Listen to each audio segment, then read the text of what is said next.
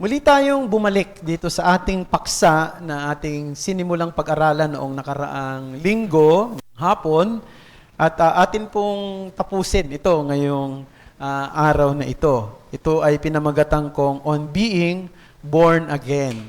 At buksan natin uli ang ating mga Bible sa John chapter 3 verses 1 to 8. Pero magpo-focus po ako ng ating discussion sa verse 8. Basahin natin muli. May isang lalaki kabilang sa mga Pariseyo na ang pangalan ay Nicodemo, isang pinuno ng mga Hudyo. Sila ay pumunta kay Jesus ng gabi at sinabi sa kanya, Rabbi, nalalaman naming ikaw ay isang guro na mula sa Diyos sapagkat walang makagagawa ng mga tanda na iyong ginagawa malibang kasama niya ang Diyos. Sumagot sa kanya si Jesus, katotohanang sinasabi ko sa iyo, malibang ang isang tao'y ipanganak na muli, ay hindi niya makikita ang kaharian ng Diyos. Sinabi sa kanya ni Nicodemo, paanong maipanganganak ang isang tao kung siya'y matanda na? Makakapasok ba siyang muli sa tiyan ng kanyang ina at ipanganak? Sumagot si Jesus, katotohanang sinasabi ko sa iyo, malibang ang isang tao'y ipanganak ng tubig at ng Espiritu, hindi siya makakapasok sa kaharian ng Diyos. Ang ipinanganak ng laman ay laman, at ang ipinanganak ng Espiritu ay Espiritu. Huwag kang magtaka na aking sinabi sa iyo, kailangan ka ipanganak na muli. Verse 8, ito po yung ating focus ngayon, humihihip ang hangin kung saan ito ibig, at naririnig mo ang ugong nito. Ngunit hindi mo nalalaman kung saan ito nanggagaling, at kung saan tutungo. Ganoon ang bawat isang ipinanganak ng Espiritu. Ito po ang salita ng Panginoon. Palagay ko naman, hindi ko naman kinakailangan tanungin pa kung sino-sino kayo. Palagay ko ay nanood kayo noong Senate hearing patungkol dito sa pag-aresto sa ating dating Pangulong Presidente Duterte. At meron kayong naririnig doon na mga phrase na repeatedly binabanggit ng secretary ng DILG sa DOJ, yung salitang invoking executive privilege. Invoking executive privilege. Now, alam nyo, yung pong salitang yon ay tumutukoy sa karapatan ng mga high-ranking executive official na i-withhold o itago ang mga certain information. Maaring mga confidential na communication at hindi pwedeng i-disclose o ibunyag sa publiko. Sa Congress naman, madalas natin naririnig yung salitang executive session. Ito ay tumutukoy naman sa closed-door meeting ng mga membro ng committee o ng Congress, talakayin ng isang paksa o maaring informasyon na maaring dapat sabihin, pero walang camera, walang public viewing, at yung laman ng meeting na ito ay itatrato na isang confidential. At kung ito ay maglilik, any private or confidential information or discussion can have a legal consequences. Yun po. Diba, meron naman tayong ganyan, closed door meeting. So, hindi pwedeng ibunyag ko ano na pag-usapan doon. However, brethren, merong isang pribadong pag-uusap sa Bagong Tipan. Pribado ang pag-uusap ito Pero, ginawang publiko ni Apostol Juan sa kanyang ebanghelyo. Ang pribadong pag-uusap na ito ay sa pagitan ni Jesus at ni Nicodemo. Pero, kahit naging pribado yung pag-uusap, it was shared publicly sapagkat yung nilalaman ng kanilang discussion ay hindi lang mahalaga, kundi ina-address nito ang pangwalang hanggang issue na hinaharap ng sinumang tao sa ating mundo. Ito ay yung tinatawag nating born again or being born of the Spirit.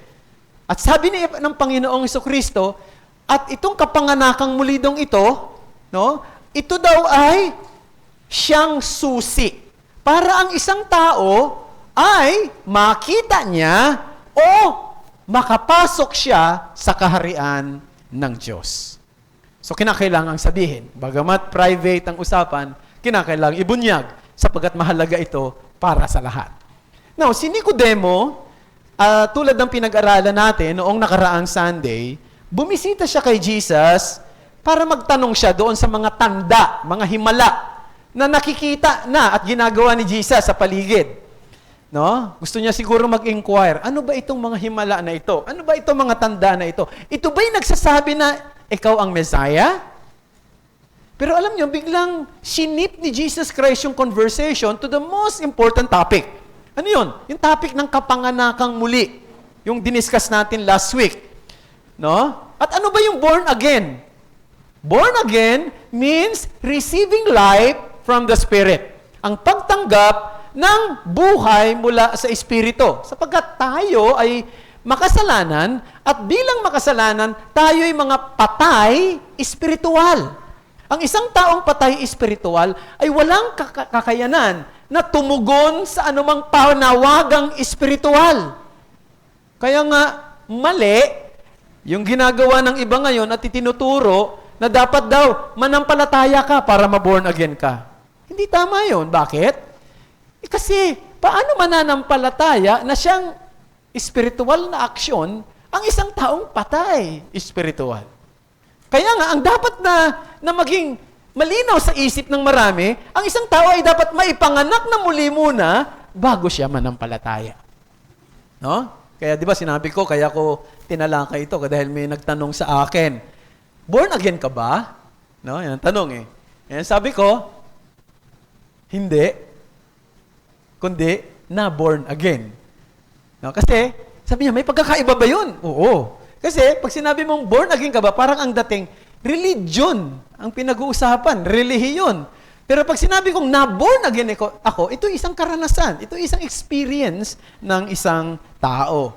So dito, hina-highlight natin na ang pagiging born again, kung ito ay nangangahulugan ng pagkakaroon ng buhay galing sa Espiritu, ibig sabihin, yung experience ng pagiging born again ay plainly and perfectly gawa lang ng Diyos. Walang pwedeng i-contribute ang sino mang tao sa karanasan ng pagiging born again o pagtanggap niya ng buhay mula sa Espiritu. Tulad ng isang sanggol na ipinanganak ng kanyang nanay na walang anumang ambag sa paglabas niya sa tiyan ng kanyang nanay. It is entirely the work of the mother who gives birth to them. Nicodemus, as we said, was a religious man, member of the Pharisee sect, which was known for its strict adherence to the law of Moses. Malalim ang kaalaman ni Nicodemo pagdating sa sa Old Testament Scripture. Membro pa siya ng Sanhedrin. At yung Sanhedrin ng unang panahon, ito ay isang Jewish council na responsible for interpreting the law and traditions of the Jews. Kumbaga sa panahon natin ngayon, ito yung Supreme Court. Yung Supreme Court ang siyang final interpreters of the law. Diba? Siya yung final interpreters of the law. Ngayon, si Jesus Christ, sinabi niya kay Nicodemo, kailangan mo ng buhay galing sa Espiritu. Para makita mo at makapasok ka sa kaharian ng Diyos. Ito ang kailangan ng mga makasalanan. Buhay galing sa Espiritu. Or else, walang sino man ay magiging kabahagi ng kaharian ng Diyos. Sapagkat ano bang ibig sabihin nung makita mo at makapasok ka sa kaharian ng Diyos? Ibig sabihin, magpasakop ka sa hari. Magpasakop ka sa pagiging Panginoon ni Jesus Christ. Yun ang ibig sabihin ng kaharian ng Diyos dito. Hindi ito tumutukoy sa teritoryo. Hindi ito tumutukoy sa palasyo. No? Kundi ito'y tumutukoy sa mga tao na nagpapailalim, nagpapasakop sa paghahari ng Diyos. Kung nandito, ang lahat ng tao rito ay nagpapasakop sa kaharian ng Diyos o sa Panginoon Kristo, narito ang kaharian ng Diyos. Saang lugar man, merong pagpapasakop ang mga tao, kay Kristo, naroon ang kaharian ng Diyos. So yan, dapat maging maliwanag. At kapag ang tao nagpapasakop sa pagiging hari ni Kristo, pagiging Panginoon ni Kristo, yun ang ebidensya na mayroong pagtanggap ng espiritu ng buhay galing sa Diyos. Yun ang evidence na siya ay tumanggap ng buhay galing sa espiritu kasi nagpapasakop siya sa pagiging hari at Panginoon ng Diyos. Ngayon, gusto ko mag-focus sa verse 8. Sabi sa verse 8, basahin ko ulit. Humihihip ang hangin kung saan ito ibig at naririnig mo ang ugong nito. Ngunit, hindi mo nalalaman kung saan ito nanggaling at kung saan ito tutungo. Ganoon ang bawat isang ipinapanganak ng Espiritu. Yung gusto kong focus, at ito yung gusto kong message na dalhin sa inyo. The life of true believers is mysterious. As its source of renewal and hope comes from the Holy Spirit beyond human understanding. Now, ipapaliwanag ko yung message na yan sa pamamagitan ng dalawang bagay. Una, we will be looking at the exclusive derivation of believers' life. That's number one. And then secondly, tingnan natin the exclusive destiny of believers' life or destinations of believers' life. So, yung una, mayroong eksklusibong pinanggagalingan ang buhay ng isang mananampalataya. Katulad ng hangin. Sabi ni Jesus, yung hangin daw, naririnig mo yung hugong, pero hindi mo alam kung saan ang galing. Pero may pinanggalingan. No? Hindi mo lang alam kung saan ang galing. Ganon din, ang buhay natin bilang Kristiyano, may pinanggalingan. Pero hindi alam ng mga tao sa paligid natin kung saan ang galing. Tayo alam natin. No? Pero yung mga tao na nagmamasid sa atin, no, nakikita nila na mayroong kakaiba sa buhay natin, pero hindi nila malaman kung saan ang galing yung pagkakaiba na yon. So yun ang gusto kong bigyan ng diin. Life from the Spirit brings about a transformation that the world can sense and feel. Just like the wind. You can feel the wind. You can sense the wind. But you cannot determine where it comes from. Saan siya nanggaling? Same also, the life of the Christian, the unbelievers can see it, can see the difference, can see another, a kind of life that is unique, that is different. Isang buhay na binago, nakisense nila, nararamdaman nila, pero hindi nila alam, saan ba nanggaling ang pagbabago na yan? Now, siguro, bigyan kong paliwanag pa ito. No? Kasi, siguro, sa panahon natin, pwede sabihin natin, pastor, ngayon, nalalaman na kung saan nagagaling ang hangin. No? Di ba? Kasi ngayon, meron na tayong, yung modern science ngayon, kaya niyang i-track kung saan nanggagaling ang hangin. Nalalaman nga niya kung saan ang direksyon. Di ba? May instrument na tayo. Ano ba tawag? Satellite ba tawag yan? No? Basta meron ng instrument. Nalalaman natin kapag kami namumuong sama ng panahon Kasi nakikita ng mga instrumento yan So hindi na ito mystery sa atin ngayon. Pero ito ang gusto kong sabihin. Mystery ito kay Nicodemo. Bakit? Wala pa silang ganitong instrumento nung panahon nila. Di ba? Sa panahon ni Nicodemus, wala pang instrumento na katulad ng meron tayo ngayon. Kaya ang pag-ihip ng hangin, nararamdaman nila, nakikita nila yung ugong, nakikita nila yung galaw ng mga puno, pero hindi nila alam, saan ba nanggaling tong hangin na to? Saan ba ano ba pinagmulan nito? Mahiwaga sa kanila yun, mga kapatid. At gayon din ang isang taong tumanggap ng buhay galing sa Espiritu.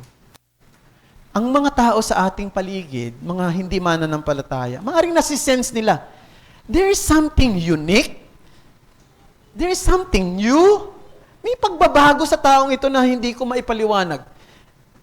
No? Nakikita ko pagbabago, pero hindi nila alam bakit nagbago ka. Saan ang galing yung pagbabago na yon? Hindi nila alam na ang pagbabago na yun ay galing sa Espiritu. Galing sa buhay na ibinigay ng Espiritu. Now, let us be clear, brethren, that true Christians are not separate from the world, no? In terms of everyday life and responsibility. kumakain tayo ng pagkain kinakain din ng mga hindi mananampalataya. Nagtatrabaho tayo ng mga trabaho rin ng mga di mananampalataya. Pinufulfill natin yung mga usual and obligations sa ating family na ginagawa rin ng hindi mananampalataya. Mga obligation na may kinalaman sa pamilya, sa community, sa bansa. Humaharap tayo sa mga problemang tulad din ng hinaharap ng iba. Nararanasan din natin yung pain ng maaring pagkamatay ng isang mahal sa buhay. Naranasan din yung pain na nagkasakit ka, may nagkaroon ng karamdaman. Naranasan din natin yung joy of success and blessing and achievement. Nararanasan din ng marami. However, ang isang totoong Kristiyano ay nag-iiba pagdating sa kanyang prinsipyo. Sapagkat naniniwala tayo na ang totoong kagalakan ay iba sa kagalakan ng mundo. At alam mo, gusto kong sabihin, yung discussion namin kanina sa Men's Fellowship, sa pamumuno ni Aris, ay talagang laking tulong dito sa gusto kong sabihin dito. Kasi, di ba, ano ba yung kagalakan ng Christian na bilang bunga ng Espiritu? Ang kagalakan ng Christian ay hindi nakabatay sa mga panandaliang bagay, kundi sa mga pangwalang hanggang bagay. Ang yung kagalakan ng Christian, hindi maipaliliwanag basta-basta, hindi malirip ng pag-iisip, lalo na ng mga hindi mananampalataya. Sapagkat ikaw lang ang nakakaramdam nun. Ang kagalakan ng Christian ay katulad ng kagalakan ng kanyang Panginoon. Na sinasabi sa Hebrews chapter 12 verse 2. Diba? Sabi doon, looking unto Jesus, the author and the perfecter of our faith, who for the joy endured the cross and despised the shame na hinarap niya rito sa mundo. Kita nyo? Paano nangyari na ginamit yung who for the joy endured the cross and despised the shame? The point is, mahirap ipaliwanag yan. Na maaaring maging sa panahon ng kapighatian, struggle, ay meron ka pa rin kagalakan na hindi mawawala sa iyo. Meron ka pa rin pag-asa na hindi mawawala sa iyo. At hindi ito nalalaman ng mga tao sa mundo sapagkat hindi nila alam kung saan ang galing, pero nararamdaman nila, meron ka nito. Di ba? Yun po yung gusto kong sabihin dito. So, makikita nila yon. Halimbawa, paano mo hinaharap yung problema at mga difficulties. Yung conviction mo sa mga bagay na tama, kahit na maaaring ang lahat, iba yung pananaw. Dito, yung pagmamahal mo sa mga bagay ng Diyos at kabanalan, at yung prioridad mo. Ang isang totoong Kristiyano ay naiiba. Maaring sa paano niya ginagamit ang kanyang dila. No? Siya ay nagsasalita sa parahan na magiging kapaki-pakinabang sa iba. Umiiwas siya sa mga walang kabuluhan at mga harmful speech. Kapag nagtatrabaho siya, masipag siya, hindi dahil gusto niyang makuha ang atensyon ng kanyang boss o makuha ang atensyon ng mga tao sa paligid, kundi dahil gusto niyang luwalhatiin ng Diyos. Hindi dahil gusto niya ng papuri ng tao, kundi gusto niya ng kaluguran ng Diyos. Pwede siyang sumama sa mga unbelievers, pero hindi niya ikukompromiso yung kanyang pananampalataya maging sa harapan ng kanyang mga hindi mananampalatayang kaibigan. Yun ang isang Christian. Yun ang isang mananampalataya. Nakikita ang pagkakaiba, pero hindi nila alam paano, saan ang galing ang pagkakaibang yan. Bakit may ganyan siyang prinsipyo? Bakit ganyan ang kanyang paninindigan? Saan pa natin makikita yan? Sunday. Ano ang treatment ng mga tao sa mundo pagdating sa Sunday? Ang tingin ng mga tao sa mundo pagdating sa Sunday is just like an ordinary day. Isang ordinaryong araw tulad ng Monday hanggang Saturday. Pero tayo, na mga totoong Christian, alam natin ang Sunday is Lord's Day. Kaya nga, ginagawa natin ang lahat para parangalan ng Diyos sa araw na ito. Bagamat mas marami, hindi nila ginagawa yun. Dapat nararamdaman yan ng mga tao sa paligid natin. Dapat nararamdaman yan ng mga hindi mananampalataya. yung pagpapahalaga mo sa araw ng linggo. Nakikita kaya nila yan, mga kapatid? Na nararamdaman kaya nila yung bagay na yan? I hope nararamdaman nila. Ang totoong Kristiyano ay nakikita niya yung kaibahan niya at ang pagbabago niya dahil alam niya, ito yung resulta ng buhay galing sa Espiritu. Hindi ito produkto ng kanyang edukasyon. Hindi ito produkto ng kanyang family background. Hindi ito produkto ng kanyang religion. Hindi ito produkto ng kanyang nakagawian lamang. It comes from God, and I hope that this change is happening in your life and that you recognize that the source of the transformation is none other than the life from the Spirit. Kung meron kang buhay galing sa Espiritu, ganyan dapat ang nakikita sa iyo. Pero kung meron akong kinakausap dito na wala pa siyang buhay galing sa Espiritu at nakikinig ka ngayon, sana hindi ka umalis sa lugar na ito o maaring hindi ka tumigil ngayon kahit na nandyan ka sa live stream na hindi mo isipin, hindi mo ituon ng isip sa mga bagay na ito. Sabagat ito'y pangwalang hanggan. Ito'y may kinalaman sa iyong kaluluwa. And I hope, pagpalain ka ng Diyos ng ganitong klase ng buhay, sana'y suriin mo ang iyong sarili. So, yun ang una na gusto kong makita natin. Tulad ng hangin, sabi ni Jesus Christ, mayroon siyang pinanggalingan. Pero hindi mo alam kung saan mahiwaga sa iyo kung saan ang galing yan. Na, sa pangalawang bahagi, tingnan natin the exclusive destiny of believer's life. At di ba, papapansin ninyo, sabi rito ni Jesus Christ, yung hangin daw, naririnig mo yung ugong, nararamdaman mo yung kanyang yung hangin, nakikita mo yung galaw ng puno, marahil ganyan. Pero hindi mo alam kung saan ang galing. At hindi mo rin alam kung saan ito pupunta. So, anong gusto kong sabihin dito? Ganon din ang mga Christian. Ganon din ang ipinganak sa Espiritu. Life from the Spirit produces hope that the world cannot follow. Ang buhay galing sa Espiritu ay nagbibigay ng pag-asa na hindi kayang habulin, sundan ng mga tao sa mundo. Maaaring nakikita nila pagbabago sa iyo, maaaring nakikita meron kang pag-asa pero hindi nila kayang habulin o sundan yung patutunguhan mo. Sabi ni Jesus Christ, tulad ng hangin na hindi mo alam kung saan patungo, ganon din ang kalalagayan ng mga mananampalataya. Meron silang destinasyon, meron silang pupuntahan, meron silang kahihinatnan na hindi kayang sundan at hindi kayang puntahan ng mga wala sa Panginoon. Alam nyo, sa panahon natin ngayon, dahil sa mataas na antas ng teknolohiya, di ba, hindi na imposible na magtago ka. No? Halos nasusundan ka na kung saan ka pumunta. Nakikita na, ang daming camera sa paligid. May satellite. Lalo na kung celebrity ka. No? Mahirap magtago pag celebrity. No? Talagang, para bang ang daming paparazzi. Ano? At hindi lang maraming paparazzi, maraming camera, maraming paraan para makita ka eh. Mahuli ka eh. No? Andyan yung camera, andyan yung satellite, andyan yung intelligence networks, and so on. Pero sa mga totoong mananampalataya, meron silang pag-asa at meron silang patutunguhan na hindi kayang sundan ng sino man. Gaano man ka-advance ang technology, hindi kayang i-track, hindi kayang i-follow.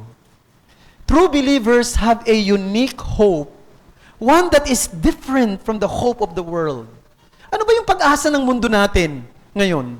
Karamihan ng pag-asa ng mga tao sa mundo, earthly. Di ba? Nakatied saan? Nakatied sa kanilang career, sa kanilang achievements, sa kanilang finances, sa kanilang education. Ang mga politiko, ang aspiration, power and position. Ang mga vloggers, anong aim? Millions of followers and likes. Others have simple dreams. At siguro, yung katulad sila ng marami sa atin, simple lang ang pangarap. Anong pangarap? Magkaroon ng pamilya, magkaroon ng lifetime partner, no?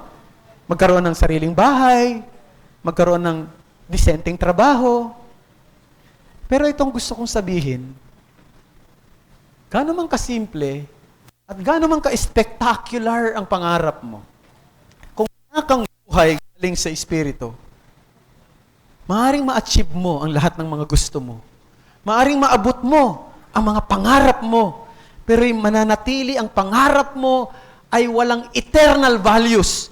Earthly lang ang lahat ng ito. Anong sabi ng Bible, Mark 8:36? What does it profit a man if he gains the whole world and lost his soul? Anong pakinabang ng taong makamit niya ang buong mundo, mapahamak naman ang kanyang kaluluwa? So kung wala kang buhay galing sa Espiritu, no?